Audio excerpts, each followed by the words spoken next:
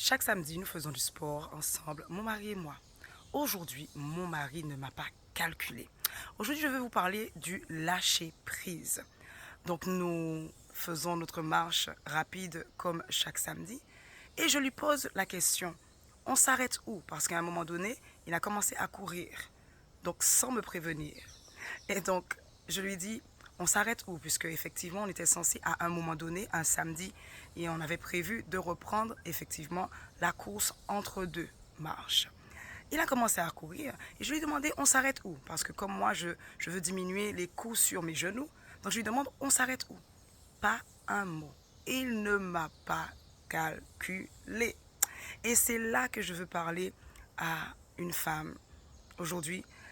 Il faut apprendre dans le foyer à lâcher prise. Il y a des choses sur lesquelles il faut passer. Il faut que ça glisse.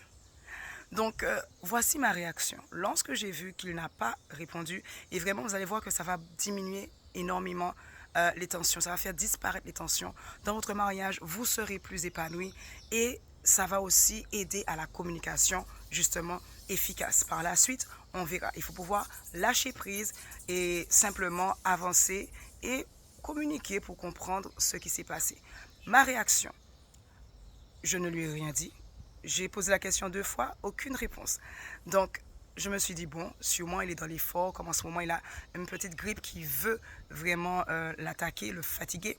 Donc, probablement que c'est par rapport à ça. Donc, j'ai continué tout le trajet en silence, je ne l'ai pas embêté, je n'ai pas cherché plus loin, je me suis concentrée sur ma course et j'ai avancé. Femme fière, femme heureuse, femme épanouie, cela veut dire quoi? Cela veut dire que mon bonheur ne dépend pas des circonstances, ne dépend pas non plus de la réponse ou pas de mon époux. Ça, c'est important. Cela ne veut pas dire que je ne l'aime pas, cela ne veut pas dire qu'on n'est pas amoureux, cela veut tout simplement dire que je préserve mon foyer, je préserve mon mariage, je préserve la sérénité du mariage. Et nous avons continué. Aller, retour, pas un mot. Continuer. En arrivant à la maison, le meilleur de l'histoire, c'est qu'il me parle comme si de rien n'était. Ah oui, vous connaissez ça. Il me parle comme si de rien n'était, comme si il ne m'avait jamais zappé. Alors moi, je réponds aussi normalement, mais vraiment de tout cœur. Et je n'ai rien parce que j'ai développé cette habitude de me dire, il y a une excuse. Donc voilà, moi je l'excuse parce que probablement qu'il y a une explication derrière ça. J'avance et je connaîtrai l'explication plus tard ou jamais. Il faut avancer parce qu'on n'a pas le temps à perdre sur terre. La vie passe trop vite pour qu'on puisse perdre du temps sur des choses vraiment qui ne sont pas importantes. Voilà. Donc, nous avons discuté et ensuite je lui pose la question, pourquoi tu ne m'as pas répondu? Et c'est là qu'il m'a expliqué, j'étais dans l'effort, c'était trop dur. Mais quand même, il aurait pu répondre. Mais ce n'est pas pour autant que j'en ai fait tout un pataquès, toute une histoire. Donc c'est important afin de pouvoir préserver son foyer parce que lui, il se dit non, mais c'est logique, elle peut comprendre qu'en ce moment, je souffre et elle va comprendre sans parler. C'est sa réflexion, que c'est difficile de parler en même temps, même si moi j'y arrive. Toi, voilà, surtout qu'il avait fait un tout petit peu plus d'efforts que moi, surtout qu'il est grippé. Donc, pour lui, il se dit, c'est logique, elle doit comprendre. Voilà.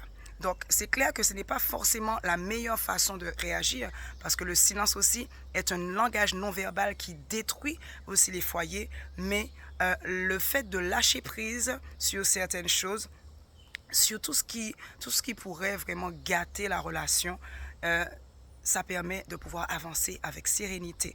Donc lâcher prise ne veut pas dire que autre chose que simplement je permets d'avancer, je permets de ramener la sérénité et plus tard on en discutera lorsqu'il sera disposé. Allez, un bon courage à toutes et allez, à bientôt. Bye bye.